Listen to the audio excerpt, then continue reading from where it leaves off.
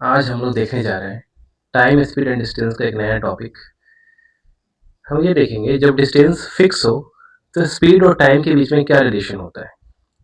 अगर मान लेते हैं कोई पॉइंट ए है और कोई पॉइंट यहाँ एक पॉइंट बी है, ए और बी के बीच में जो डिस्टेंस है उसको हम डी मान लेते हैं कि ये डी डिस्टेंस है। अगर ये डी डिस्टेंस को हम अगर s1 स्पीड से चल रहे हैं और हम मान लेते हैं हमें t1 टाइम लगा, हम कवर करते हैं इसको, ठीक है। फर्स्ट केस में हम s1 स्पीड से चल रहे हैं और हमें डी डिस्टेंस कवर करने में t1 टाइम लगा। सेकेंड केस में हम मान लेते हैं कि हमारे पास स्पीड है s2 और हमें ये डिस्टेंस कवर करने में t2 टाइम लग रहा है, ठीक है। दोनों ही केस में हम सेम डिस्टेंस कवर कर रहे हैं जो कि d है, a से b के बीच में। फर्स्ट टाइम हमारा स्पीड s1 था, टाइम t1 लगा। सेकेंड केस में हमारे पास स्पीड s2 है और टाइम t2 लग रहा है। तो यहाँ हम यही कह सकते हैं कि d is equal to s1 into t1 और डिस्टेंस इक्वल टू ये भी लिख सकते हैं s2 इंटू t2, ठीक है।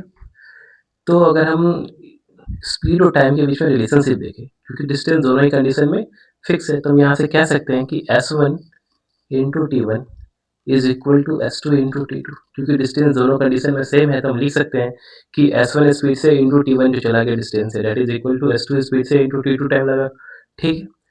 तो अगर यहाँ से हम देखते हैं s1 बाई s2 जो स्पीड का रेशियो होगा दोनों केसेस में, जो स्पीड का रेशियो है वो किसके इक्विवेलेंट आएगा, t2 अपॉन t1, कि t2 बाई t1 के बराबर जो हमारा रेशियो होगा s1 बाई s2।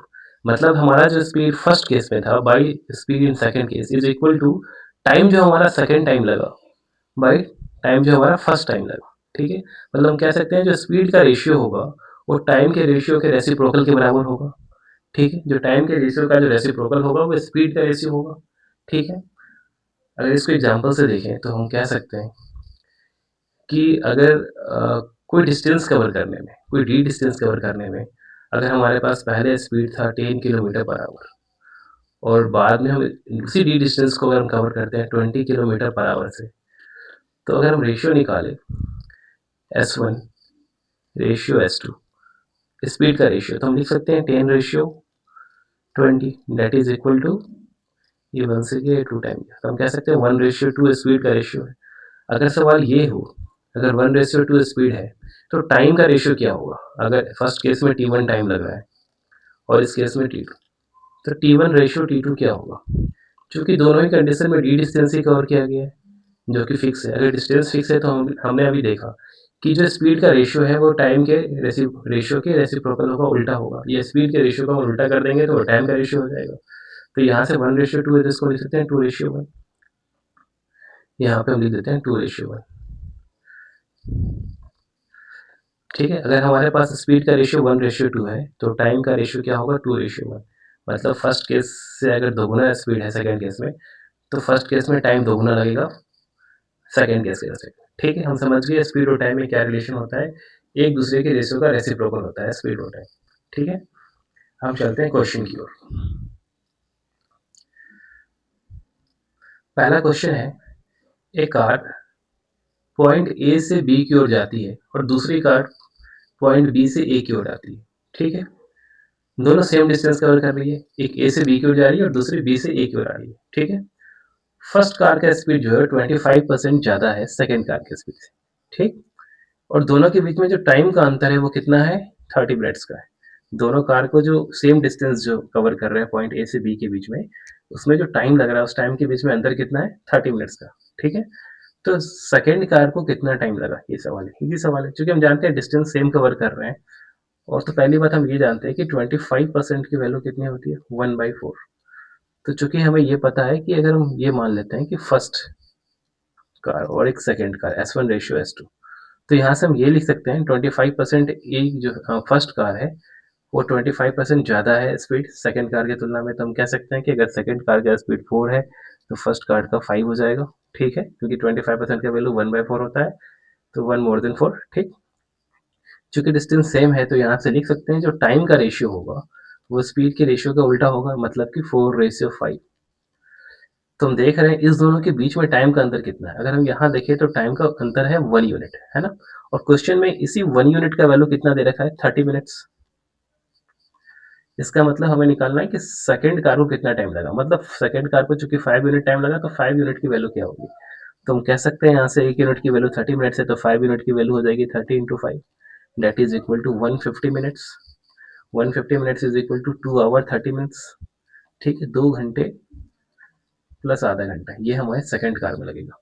ठीक है, और अगर फर्स्ट कार का निकालना होता तो 30 into 4 that is equal to 120 minutes, तो 2 घंटे। तो पहले कार को 2 घंटा लगता और जो सेकंड कार है उसे 2.5 घंटा लगेगा। ठीक है, हम चलते हैं नेक्स्ट क्वेश्चन की ओर।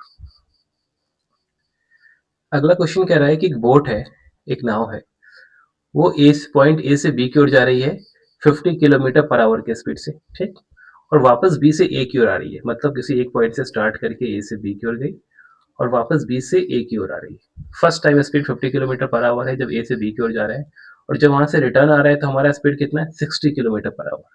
ठीक है, क्योंकि हम सेम डिस्टेंस कवर कर रहे हैं अलग अलग स्पीड से, अलग अलग स्पीड से। ठीक, अगर if it takes 33 hours throughout the journey, total हमें कितना लग रहा है 33 आवर्स लग रहा है इस पूरे जर्नी को कंप्लीट करने में, आना जाना और आना दोनों मिला के। तो कितना डिस्टेंस कवर किया गया, ए और बी के बीच में कितना डिस्टेंस है ये निकालना है।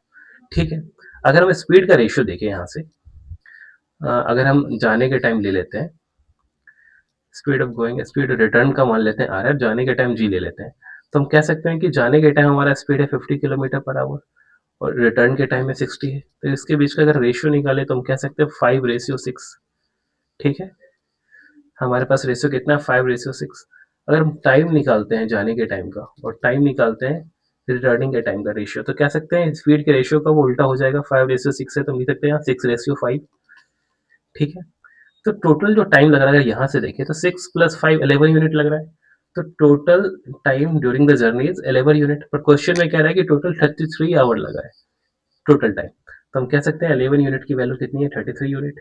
तो 1 यूनिट की वैल्यू कितनी हो जाएगी, ये 3 टाइम्स में कट जाएगा तो हमारे पास 3 यूनिट। तो 1 यूनिट की वैल्यू कितनी है 3। हमें निकालना है टोटल डिस्टेंस। तो यहाँ से हम कह सकते हैं कि 5 यूनिट की वैल्यू कितनी हो जाएगी, 5 इंटू 3 15। 15 आवर्स अगर यहाँ से निकालना हो तो 6 इंटू 3 18 आवर्स। ठीक है, तो फर्स्ट केस में 18 आवर लग रहा है, सेकंड केस में हमें 15 आवर्स लग रहा है।